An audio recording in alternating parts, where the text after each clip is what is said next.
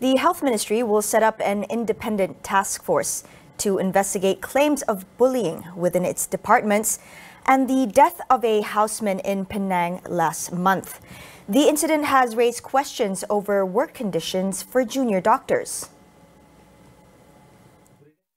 Northeast Acting Police Chief V. Saravanan said initial investigations showed the houseman was found dead after falling from a window of his rented apartment on April 17th. The incident happened shortly after he was posted to the Penang General Hospital. This is the second death involving junior doctors from the same hospital in 2 years. Meanwhile, the Penang government said it is committed to address issues faced by junior doctors. Exco Dr. Norlela Arifin said the Penang Health Committee will meet to investigate problems faced by this group of doctors. The meeting would hear from house officers and junior doctors first before inviting hospital authorities and health department officials. Police have taken statements from a doctor and a housemate of the junior doctor. According to police, the case is still classified as sudden death, pending post-mortem and lab reports. Parents of children aged 5 to 11 years old have exactly 10 days to get their children vaccinated under the National COVID-19 Immunization Program for Children, or PIC Kids. The Health Ministry reminded parents that the vaccine will not be offered for free after May 15th. Nearly 25 of Malaysian children in the age group have been fully vaccinated under PIC Kids since its inception on March 7th. A little over 43% have received at least one dose of the vaccine. The May 15th deadline was set due to the low take-up rate of the vaccine among the group, which could lead to high vaccine wastage. After the deadline, the Pfizer Comirnaty COVID-19 vaccine for children will no longer be offered at any public or private healthcare facilities in Malaysia. The deadline, however, would not involve vaccination for children who have not reached the age of 5 on May 15th. Vaccination details for this group will be announced soon. Meanwhile, the Health Ministry reported a case of a mysterious liver disease in a 4-year-old boy in Sabah today. Investigations are still ongoing to determine if the case is due to acute hepatitis of unknown source. The child suffered liver inflammation with symptoms such as jaundice, fever, lack of appetite, nausea, and vomiting. He received treatment from a hospital in Sabah in March before getting a liver transplant in a hospital in the Klang Valley on March 30th as his condition worsened. He recovered and was discharged on April 21st. Health Minister Khairi Jamaluddin revealed that the child had no history of diseases besides COVID-19. Khairi called for all public and private clinics to refer those under the age of 18 with similar symptoms to hospitals for further investigation. The world has been keeping an eye on a recent global outbreak of acute hepatitis of unknown source. The World Health Organization reported less than 170 suspected cases of acute hepatitis of unknown cause in children across 21 countries. While we do not know the cause, investigators are studying a family of pathogens called adenoviruses, where the virus was found in around 70 of the total cases. The WHO also linked some 20 of the cases to having prior infection of COVID-19. Those affected children were between 1 month old and 18 years old, with many aged 10 and under. Around 10% of these cases needed a liver transplant, and at least one death was reported. Symptoms include abdominal pain, diarrhea, and vomiting, followed by jaundice, while lab tests show signs of severe liver inflammation.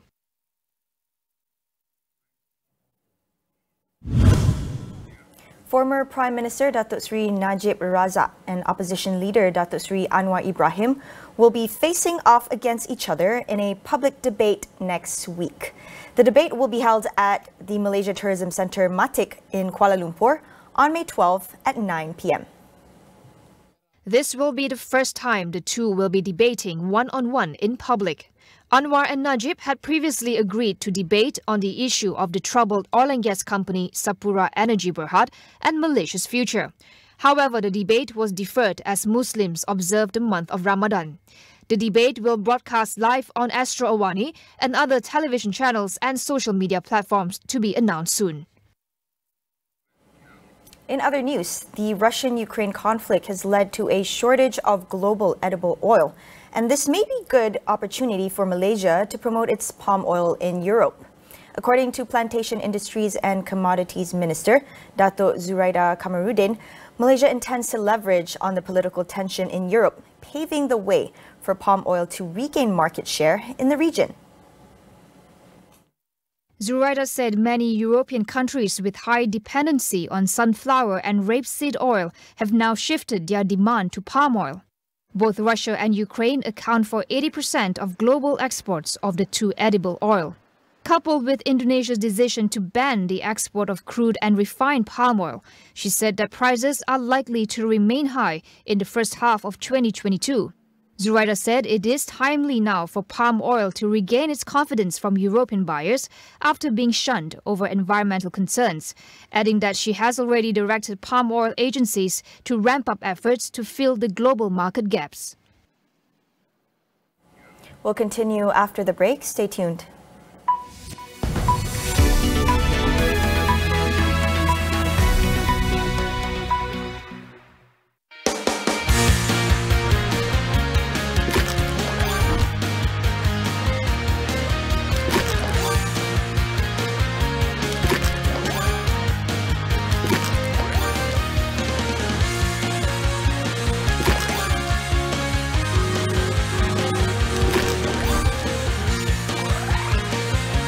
Melindungi Anda dan seisi keluarga dalam ruang tertutup.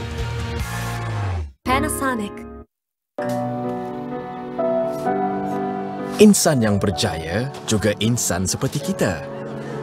Didorong ke azaman demi mencapai cita-cita mereka. Super. Melengkapkan juadah anda. Bahmun semua padian, lihatlah Awani Borneo jam 7 malam setiap hari banyak berita-berita cerita kita ni hanya di Astro Awani.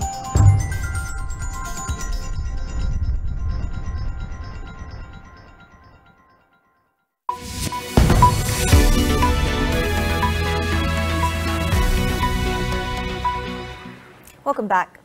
On the international front, Ukraine today launched a new attempt to evacuate civilians still trapped in a heavily bombed steel factory in Mariupol.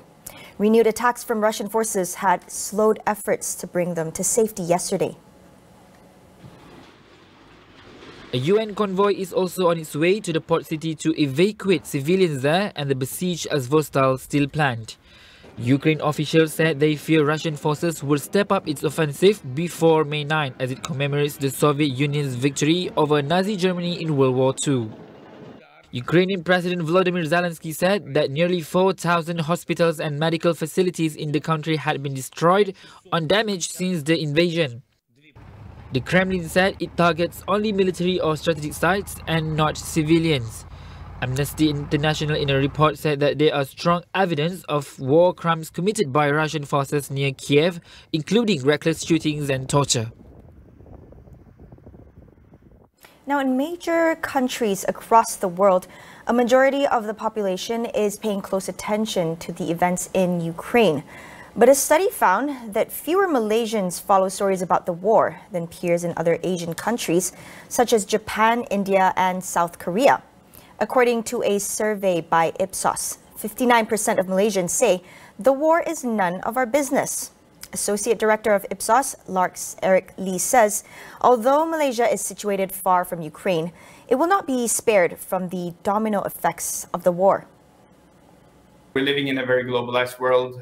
Big events like this, they can have a significant knock-on effect, either immediately or down the road. So we already see that the war has created more uncertainty in the energy markets with prices on oil and gas spiking, and also disruptions in the trade of commodities and so on with grains, etc. So it's hitting regions in the world pretty hard, even if it's far from Europe.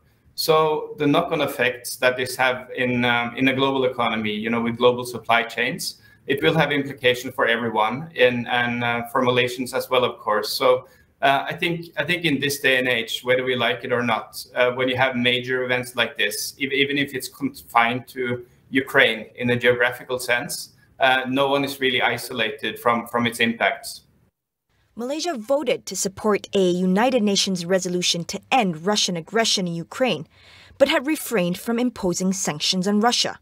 I think it's also related somehow to how Malaysia sees itself as a country. So Malaysia have a tradition of neutrality and to address international issues via dialogue rather than taking very stern action. So this goes a long way back, being a member of the non-alignment movement, going all the way back to the Cold War.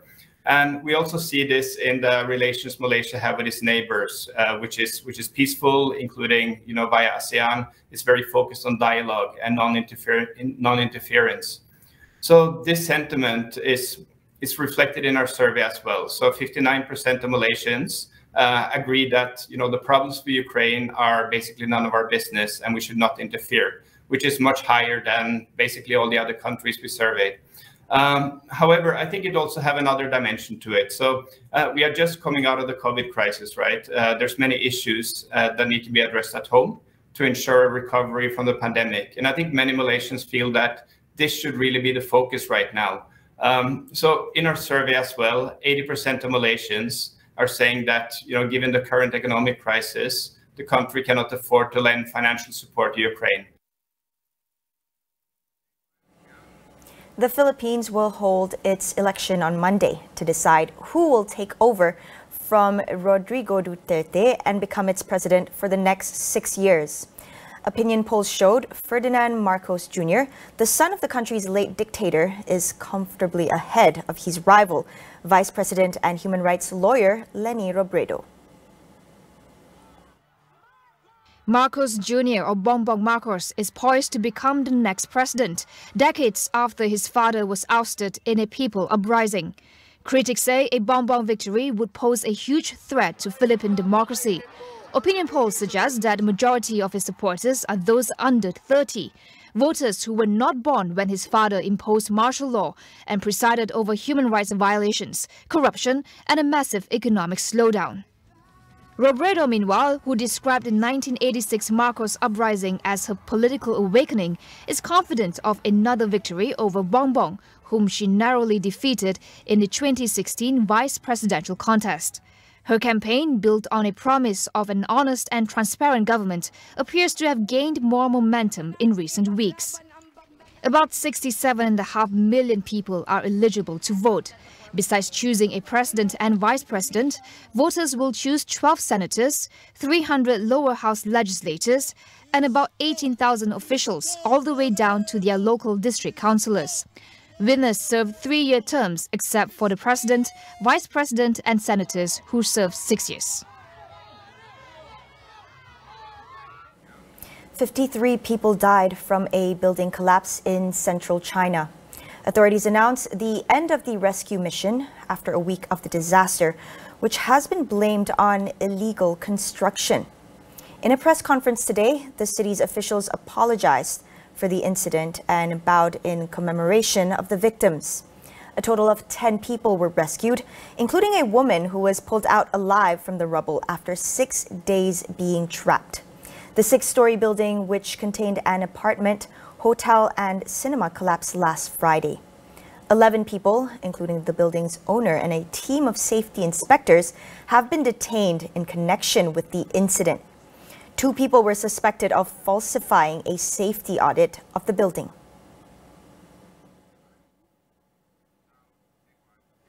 That's all we have for you on AWANI tonight. My name is Saraya Mia, and thank you so much for watching. We'll see you again in the next episode.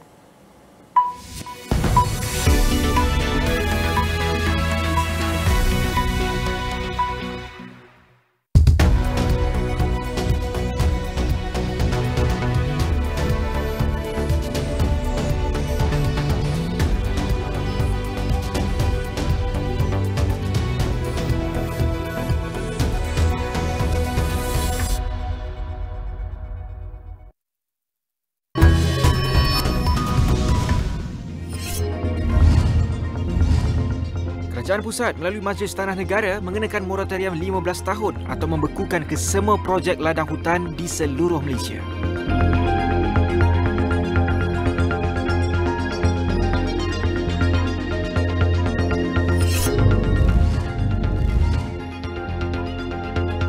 Kementerian Kesihatan menubuhkan task force bebas bagi menyiasat kes kematian seorang doktor pelatih yang bertugas di Hospital Pulau Pinang bulan lalu.